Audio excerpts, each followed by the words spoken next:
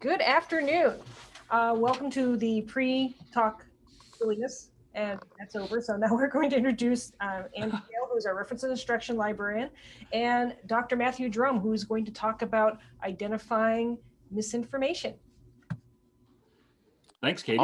Yep. Thank you, Katie. All righty. Well, welcome everybody. Like you said, my name's Andy. I'm one of the reference instruction librarians here, and we got Matt Drum here, in the microbiologist and doctor and instructor here at Lake-Sumter. So we're going to talk about COVID misinformation.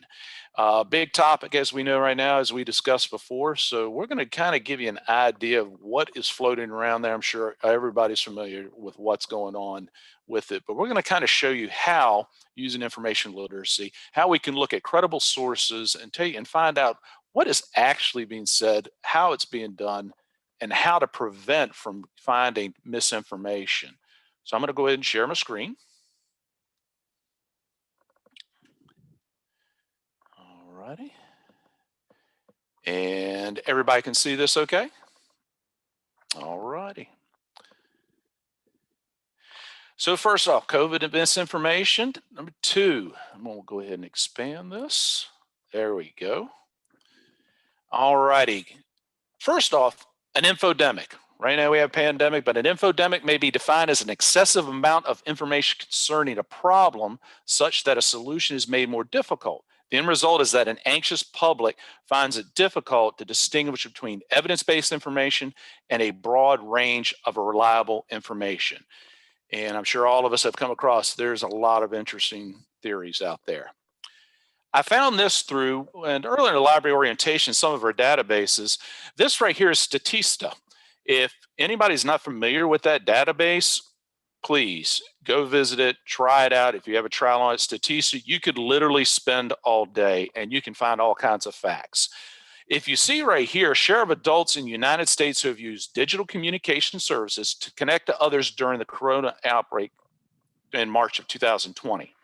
Now, if you look at this, what we're going to talk about, a lot of it is as far as social sites, with social media. If you take a look, 44% use social media to share or post information about the coronavirus. That's a majority of our age group, our demographic right there. But you can see across the board how many people have shared it right here. You have all the way from 44%, 41%, 34%, and 28%. Now, this is of the US population, and I'm going to show you what that ends up being. With the numbers, right now we have 331 million people in the United States. A person is born every 8 seconds. But as of June 17, 2020, 55 million people ages 15 to 29 in the US use social media for information on COVID-19. So they are using social media sites to find out and actually spreading this information. There's an old wives' tale back in when I was in the public sector as far as work for a corporation. One person will tell a bad thing to 10 people. Good things don't happen. So if they're spreading this information and if they're just inadvertently sharing something that they think is the truth or they think is a different type of information, who's to say the next person, the eighth down the line, will say, hold on, something's wrong. That's true. Yeah, that's right. I'm going to share that even more. And to give you an idea, what is it misinformation or disinformation? Misleading content uses to frame an issue or an individual. A satire or parody, no intention to cause harm, but potential to fool. Fabricated content, news content, 100% false, designed to deceive. Imposter, when genuine sources are that. Manipulated content, when genuine information, MG, is manipulated to deceive. False, genuine content is shared as false contextual information and false connection. Headlines, visuals, captions that don't support the content. And between Matt and I, we're going to show you all of these things, how they can come about very, very easily. So let's get started.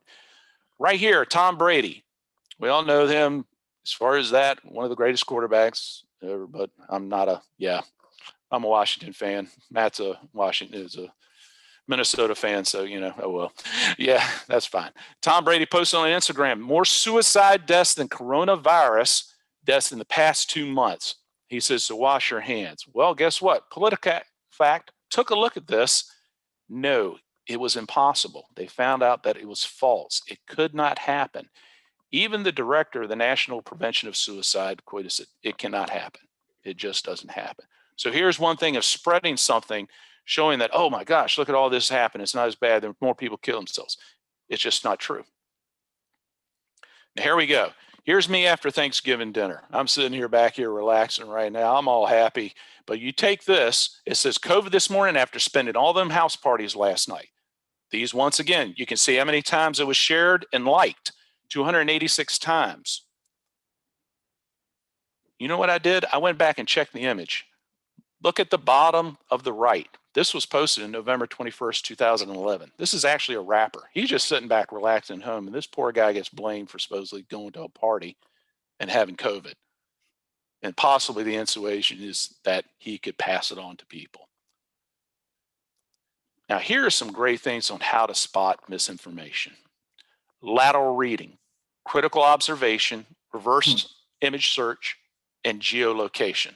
All of these can help us with misinformation.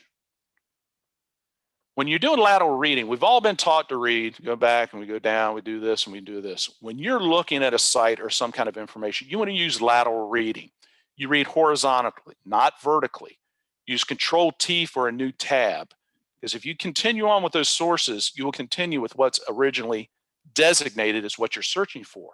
If you go to a new tab, you're going to start getting different results. Find research terms in the information and open new tabs to look for those. For search results, look for more info, captions, credits, date ranges, anything you can find to go ahead and check the information to see if it's true or not. This is lateral reading schools. This right here, this is an actual company, Nova Bay. It's a pharma. Looks legit to me if you look at it. Remember how we used to go to About Us to take a look at a website? Here's one thing. If you do that, and I'm quoting from a Stanford professor as far as teaching lateral skills, he said, if they're going to write about us, it's probably going to be all good. So the best thing to do is not do that and pick and choose pieces about that. So I took a look at this and I said, Nova Bay says this right here says, wow, look at it's for dry and all that. But I said, man, this is cleared. It says the FDA cleared it for all that. Well, I wanted to find out more about this. Why was this coming up when I said cures for COVID-19? Well, guess what? Right here, there was a warning letter sent out to these people. They actually said, you have to stop using this because when you went to Amazon to look at the product, and this is from the Federal Trade Commission, it says right here, your antimicrobial Nivea Direct will help kill COVID-19. So they were in violation. You better take it down quick, in which they have. So that proved right there, nope, it is not right. Critical observation. When you're taking a look at sites and we're looking at social media and different things, we want to see what we can find. Let's look at this. Is this real or fake? What can we see in this picture that looks right or wrong? When I looked at this, I was looking for COVID testing sites. When I looked at this, I said, something doesn't seem right. The sign.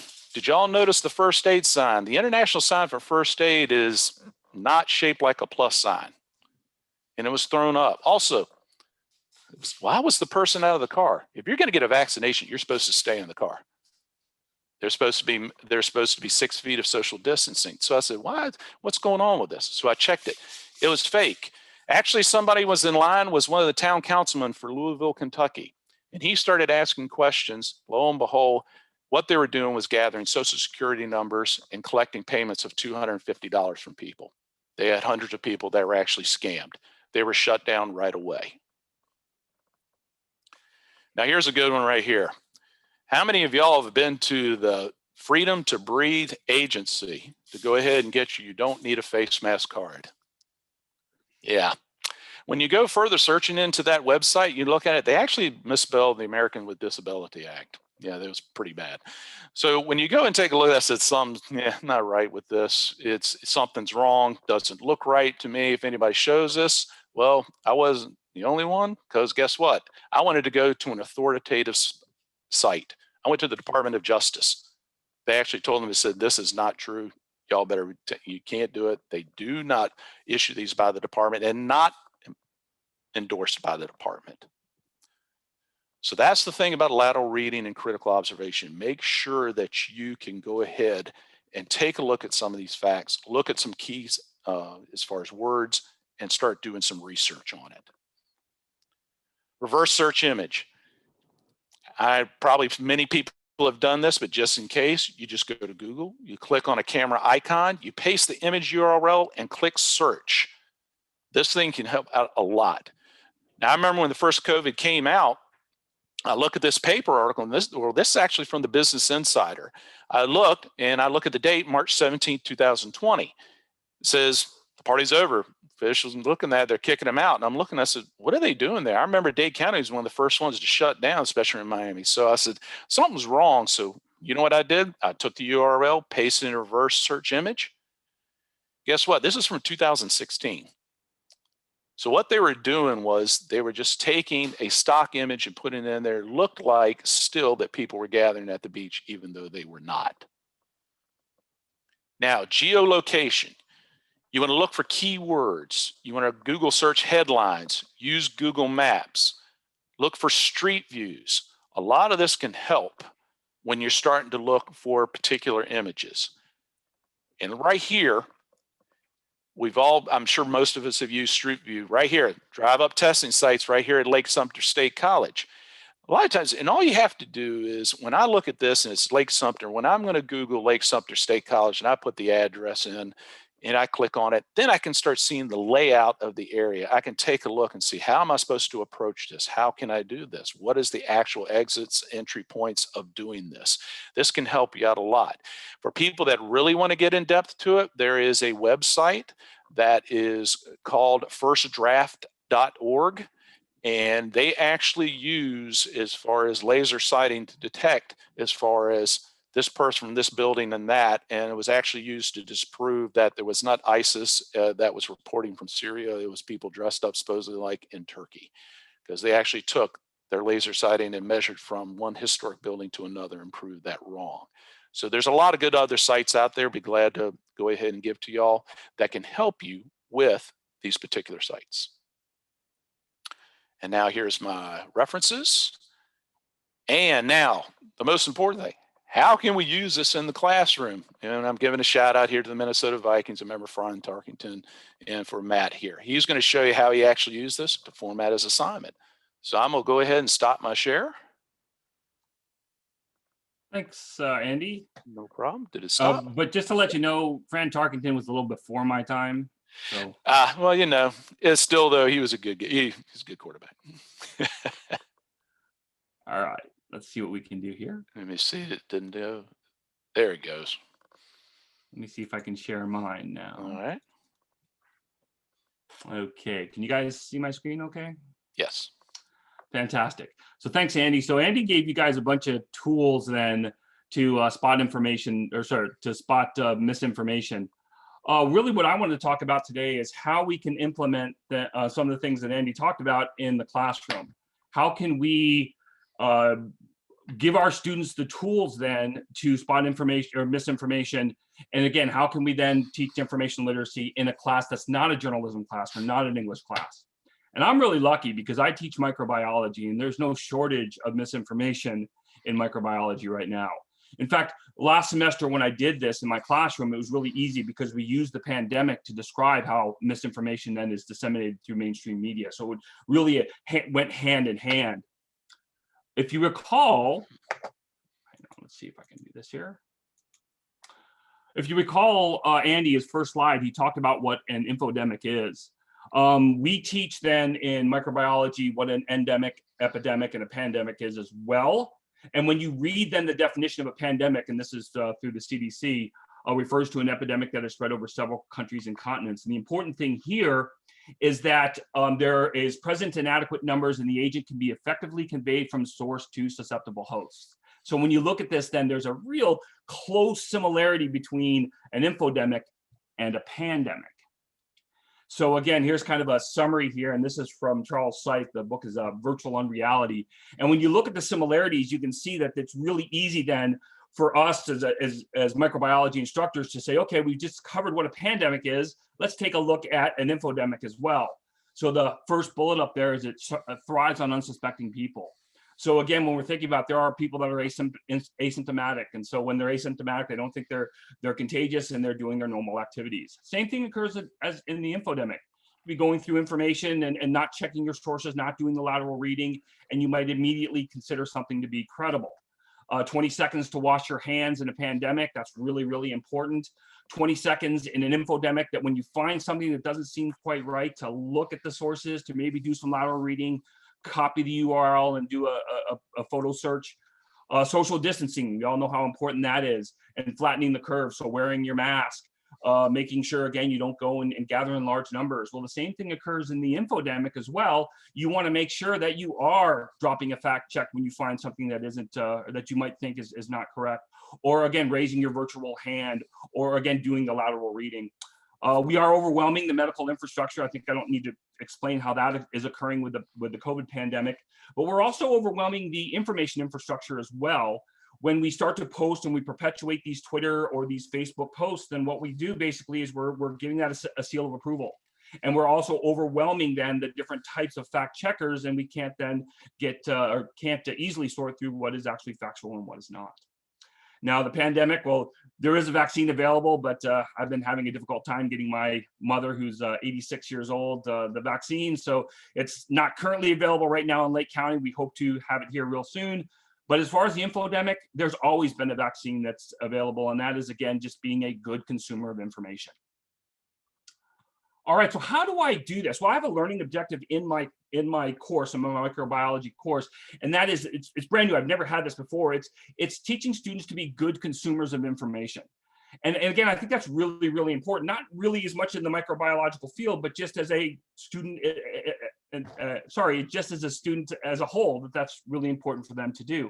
So what I do is I introduce these materials during topics then that I can, during topics that have similarities or associative characteristics with the topic that I'm actually looking at. So let me give you an example a little better. When we're looking at a recognized standard-based news source, or we're looking at information that doesn't come from the textbook or my notes, is the news report then that's coming from Reuters, or it's coming from, again, something that we appreciate or that we consider to be reputable? Is it a straight news report, or is it something that's biased? Is it an interview or something of that nature? Does it have other than, if you do the lateral reading, are we seeing that other news outlets are also reporting the same information? So that's really, really critical. If you look at the early stages of the coronavirus, when we were talking about this in March, what we noticed, or one of the things that came out almost immediately, was Luc Montagnier. And if you're not familiar with who that is, he actually was one of the virologists that helped define and characterize the HIV virus.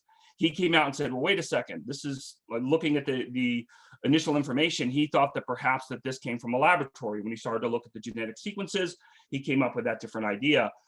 And again, from that point, which was a valid response for him, what we found out, though, is that people were using that information then to say, okay, well, they're building a weapon, and this is a type of biological warfare. So when you do the fact checkers, and I bring this up to my students to use PolitiFact or Snopes or Hoaxslayer, and then look at, just simply copy the headline and put that in, and then you can see then if someone has already done the legwork for you, and you can see here that the claim is actually true.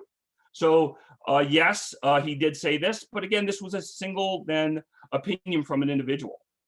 If you go further, again, some of the other liberties that other individuals have taken, saying that, again, that this is a weaponized agent, or that this is something that was developed for, again, malicious purposes. We can see here, I did a Reuters fact check that the SARS-CoV-2 is not an HIV-based bioweapon. And then again, we're seeing right now that trials for vaccinations are actually being effective. Further information, if you wanted to look further, you'd see also, we do talk about in our microbiology class, phylogenetic bracketing, and we talk about the use of genomics, and we talk about also the use of phylogenetics to try and identify unknown strains of bacteria, or how researchers and medical technicians do that. So we can see then, when we start to do a little further research here, that the SARS-CoV-2, that is actually 96% or something really close to that to a bat SARS virus. And it actually shares about 80% similarity genetically with the SARS virus. So again, really a surplus of information as, again, we get further and further into the pandemic that lets us reevaluate those earlier claims. User-generated content. This is what Andy was talking about. This is the really dangerous type of information. These are Twitter accounts, and these are Facebook posts, and these are Instagram posts. In this case, then we really need to make sure that we are really good consumers of information. If you recall, very early in the pandemic, then a couple scientists came up and said, hey, hydroxychloroquine then could prevent then the spread of the virus. And so all of a sudden, our former president jumped on the bandwagon. He actually even used you see here, H works better with A. So he didn't even say hydroxychloroquine and azithromycin. He's really hip there using the H and the letters instead. But he came up then and he passed this, or he posted this on Twitter. And then you can see here 103,000 retweets. And initially, when the first assay was done, or when the first experiments were done, the thought was valid. There were some ideas that COVID could be prevented, or at least the binding of the COVID virus wouldn't affect the cell, because again, the hydroxychloroquine could prevent the binding. There was some other information also about changing the pH levels once it got into the cell that could prevent also the viral particles from disseminating. So again, there's a little bit of science there, but again, what ends up happening is people take liberties with that for their own agenda.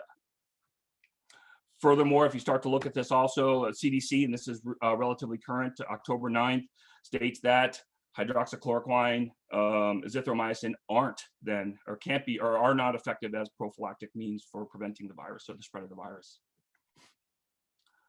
This is the last one here. An unfamiliar organization or source. And again, this is where the malicious intent comes in. So again, we have a situation here where people make up their own news, and they post it on the internet, and again under some other type of name, or can be even their own name as well. But what ends up happening here is we can again take some bit of information, in this case an initial study then, and again this is March 19th on the left here. It says good coronavirus news, high doses of vitamin C shows good results in a China hospital. And then this physician signed off on it. And what this actually, if you read this a little further and you do some more lateral reading, the study was shown of very ill patients then. And what this did is it actually helped with inflammation, and IVC then, or vitamin C then, can be effective then at treating inflammation. So a third party, in this case, a company then called Rocky Mountain IV Medics, and I think they've changed their name 3 times since I originally got this, or put this PowerPoint presentation together. They took that claim that rapidly mutating RNA viruses such as COVID-19 are vulnerable to IVC applied appropriately. And there's a website, you can actually go to it. I think it's Rocky Mountain IV Medics. You could probably go there right now. And they sell then at the low price of $175, $150, or $125, different packages then of IV medications, or in this case, IVC. So again, here's a company that is taking the information that they're getting from this physician and then using it for their own personal gain. We know now, actually probably knew even before then, that vitamin C isn't then that this isn't going to be effective against rapidly mutating messenger RNA viruses. And again, this is from the CDC, in particular, November 3rd was when this update was. All right, so again, that's how I would present it in the classroom. What about looking at specific instances, or how can we assess this? So the goal then of the activity and the assessments then is to provide students with the basic skills to become smart, active consumers of news and other information. And I like to do this through collaborative learning. I think that's the most effective way to do this, and it's really quite fun. So at the beginning then of lectures, I usually start it with a case study, or sometimes I'll just post the night before on a discussion forum a photograph or a file. And then I want the students then to look at the information then, and we'll have a discussion at the beginning of the classroom, and hopefully that stimulates the rest of the lecture. So in this case, again, Uttar Pradesh government recommends ivermectin for prophylaxis then for its healthcare workers. So this is a file that hopefully the students will go and maybe use the Google Translator and find out after they do the lateral reading after the Google Translate that this is actually true. That again, even though there's no real evidence to support then that this is going to prevent the spread of COVID, they're still recommending it. This was real recent. I haven't used this one in class yet, but this one is from December 2nd. This was got a lot of traction, and that is that the vaccination that you would receive could potentially sterilize women. Interestingly enough, if you look at the three-dimensional protein of a three-dimensional placental protein called syncytin. Syncytin is really similar to the spike protein that the messenger RNA vaccine produces. So in a very rare case, if the protein folds in a certain three-dimensional shape, there is a possibility that you could make antibodies against it. It's a really high energy level for that to occur, but it is something that's possible.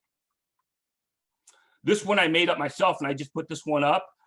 This one then, again, it's not from The Guardian, but I made this up myself, showed some of my PowerPoint skills. And I put this headline, Chinese government hiding the severity of a second SARS-CoV-2 outbreak in Wuhan's Jinghan district. And then I put that picture up there. So again, hopefully then when students looked at this, the first thing they noticed, and actually have a person in my classroom when I did this that speaks Mandarin. So they realized it right away that wasn't the right language. And then if you do the reverse Google image search, you'll see that this picture here is actually from Korea. And this is actually a flash mob or something of that nature. So again, they were able to debunk that almost immediately. And again, we have these discussions in class, and it's really a lot of fun. All right, so at the end of the semester, what I did is I introduced a misinformation assignment. And again, in this case, then we didn't take photographs, we didn't do those things. This was really an exercise in lateral reading and an exercise then in collaborative exercise. It was a low stakes kind of an assignment. So, this wasn't worth an exam grade. It was worth equivalent to a laboratory grade. And what I did is I put the students in groups. And last semester when I offered this assignment, we were in the middle of the pandemic and we weren't meeting on class. So in my Canvas shell or my learning management shell, I put students in independent groups. We had synchronous lectures where, again, they were in their breakout rooms and they discussed then a couple of narratives. The narratives were all about COVID-19. And what I wanted them to do is to take a group of narratives, and then some of the narratives were correct, some were incorrect and misinformation, some were actual disinformation, and determine what type of information it was. Was it factual disinformation or misinformation? And is there enough evidence? And one of the examples, there wasn't enough evidence to decide. If they determined as a group that it was misinformation, I wanted them to explain why and what sources they actually used. And then also I wanted them to evaluate the sources they used then to determine whether or not the information that they were looking at was truly incorrect or non-factual. I would go through all of the different narratives, but I'm running out of time here. So let me just go through a couple so you get an idea of what I was looking at or what I wanted my students to look at. Number 3 right there in the highlighted, the very top says, according to leading infectious disease professionals, if an individual maintains a healthy diet and exercise, the human immune system is more effective against COVID-19 than a vaccine. That's a common misconception. And again, my students, this was given to them at the end of the semester, so they've had a whole semester of microbiology then before they start. That's alarms, hopefully, if they're good students, should go up right away. But when you start to do the lateral reading, then again, there's almost no research that supports this. 5A, which is the second one, is according to respected research centers. It's actually Pew Research. 29% of Americans say they would definitely receive the COVID-19 vaccine once it becomes available. The one below that, I won't get into that, but it's actually the interesting thing. That's true, that 21% of Americans that were polled then said they wouldn't get the vaccine no matter how much information they got. So again, that's a little worrisome there. But again, I like the students to go through and look at those things. Number 6, both AstraZeneca and Johnson & Johnson had COVID vaccine development halted after participants experienced serious adverse reactions. This is true. We know now that AstraZeneca has a new, they just came to market. So did Johnson & Johnson with DNA then. Types of vaccines. They're really exciting, to tell you the truth. And if you want to talk about that or you want any information, that's something I've really done a lot of research on. It's pretty cool. But again, initially, a lot of their clinical trials were negative, and they were giving and having problems that they simply couldn't go on, and the FDA couldn't allow them to continue on with the research. So as I said earlier, this is a low stakes kind of an assignment. And again, it was my first shot at it. I think if I do this in the future, I'll try and do some other skills. I'll try to incorporate some other skills that Andy talked about, because there is just a whole bunch of them then that we can use. And again, like I said, this is such a fertile topic in microbiology. And if hopefully next semester or the following semester, we're not dealing with a COVID pandemic, it's be just as easy to present on anti-vaxxers or something, again, that's a little, that's got some type of information that people are trying to present for personal gain or for their own personal agendas. So I can't see us running out of information then to evaluate. This was an assignment, so I did evaluate the assignment. There is a grade that is assessed that's attached to it. So again, that makes sure that my students do it and that they work hard at it. But again, it is low stakes, presenting evidence to support their claim. And again, this is no different than if they're doing a normal type of an assignment. Contextualizing the evidence, that's really important as well. Distinguishing their ideas from the ideas of others. Over and under relying upon the opinion of others, and then also over or under relying on a single author or a single source. So those are the kinds of things that I really want to make sure that my students have the ability to do. That was my warp speed. Got it done in 15 minutes. Thank you very much. If you have questions, comments, we have a little time for it. Also, if you don't want to use this forum to do that, our email addresses, Andy's and myself, is right here. You can contact us. I love talking about this kind of stuff. And I'm stuck here in my house right now, and my wife's sick and tired of me, yammering on about this kind of stuff. So it's always awesome to talk about this stuff. And my students already hate me for it because I talk about COVID in just about every single lecture, and I'm sure they're pretty tired of it as well. But thank you. Thank you, Carrie. She said it was a good presentation. Thank you very much. We appreciate it. We had fun doing it. Yeah. So do you have any questions? I guess we're monitoring the chat. One was, what if people start distrusting Snoops? Do they? That's something that's beyond my knowledge. I thought Snoops was one of the top fact-checking sources. Is that not? Is that someone else? It's you're always like anything. You're starting to get now. As far as any site, they'll start seeing if it's going to start leaning on one side or the other. If Snoops is getting more, there's been some press about Snoops. How it was started, what has actually happened with it. So I think whether it's actually true or not, that is the one thing. You have the Snoops, but you also, it's like I said, it's when I started taking a look, I went to more authoritative, Department of Justice, FDA, things like that were going to give us, as far as the scientific background, as far as that, or what they use, CDC, FDA, whichever one of those. So does that help with your question right there on the Snoops? Nowadays, everybody distrusts evidence. It's like false pathology. Yeah, that's so true. The funny thing is there might be misinformation in the Snopes. I mean, it's rampant. It's an infodemic. It's, again, we're having a hard time grappling the pandemic, and we're having a hard time grappling the infodemic. I know that's a cheap answer there, but it is what it is. Yeah, I mean, it's even in fiction and books. There is a little bit of truth in all fiction as far as that. But the thing is to do is just to do the research on it, take a look and see exactly who you're getting the source from, how it is broken down into the parts, and using information literacy skills to go ahead and check it out. Because there was a movie that came out, Plandemic. Yeah. And it was actually a person by someone who was actually an associate of Dr. Anthony Fauci's. And they were found to be discredited with that. And they put the movie on YouTube. And in 3 days, I believe there were numerous millions, literally millions of viewers, and was shared before YouTube found it and took it down due to its actual policies on that. And News Infolit does a good job on that. It'll actually give you a quiz on how to go about and test your social media policy skills. It'll actually show you which ones can give you true information as far as the actual, which one site takes you to actual CDC sites. So that's another good one source to go to. Actually posted, I meant to do this during the presentation, saw that. but I actually posted, if you're interested, the assignment that I actually gave my students.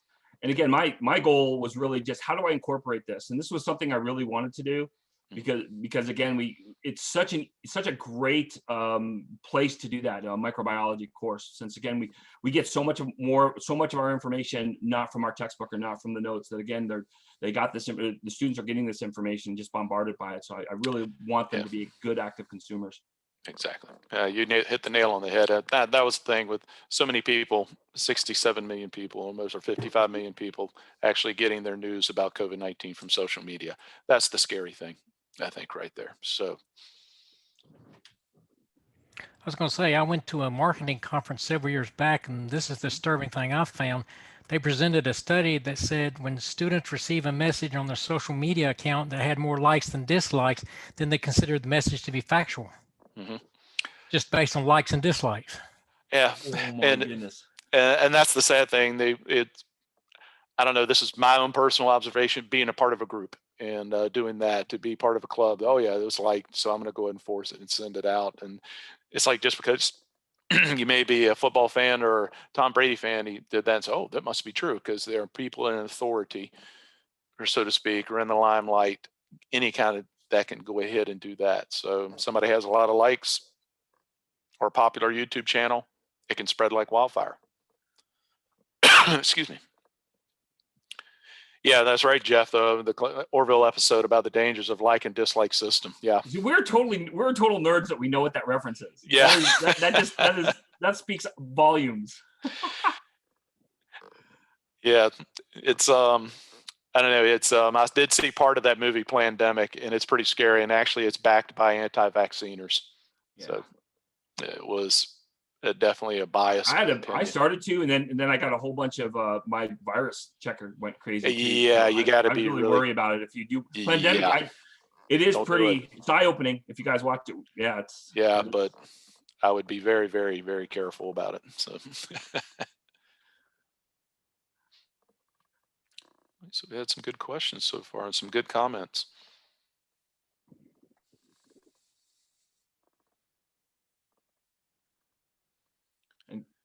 Thanks again, Matt. So you're in your assignment, and with that, did you see how it could be, and you did utilize of what we're looking for the rubric and what we're trying to get done with that. How did you feel as far as the outcome with it? Were you pleased with it? It's a brand new, and as almost every, whenever I do a new assignment, especially when it's a group assignment, I run into those normal problems. The first ones that, half the students do the necessary prerequisite work, and then half the students kind of just skate along. I don't think the students knew what to expect either. After the lecture, we got together synchronously and I wanted to talk about each one of the narratives. And again, I don't think the students really got the idea that this was supposed to be an open discussion. But I think moving forward, if I can give them a little better direction, a little better instructions, it'll be much more effective. A work in progress. I can see easily how we can incorporate information literacy in all of our classes. And I think it's really important that we do that. Good. Again, just because of some of the stats that you were showing, Andy, that's the thing that really, really scares me. That these are the people that are voting. These are the people that are voting in Georgia right now. That this is their information, where they're getting their information.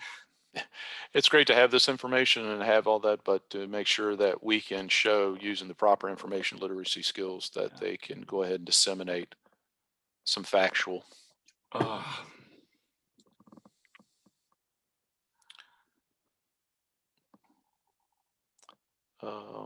Anything else? Let's see. I think Jeff's looking for Rebecca Nathanson's email. It says it's not coming up for him in Outlook. So let's see. Let me try here.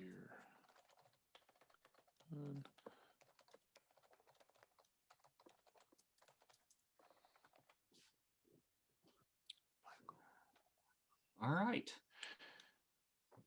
Well, as I said, if there's anyone here, if you do want some further information or anything, our emails, I think, are still on the screen.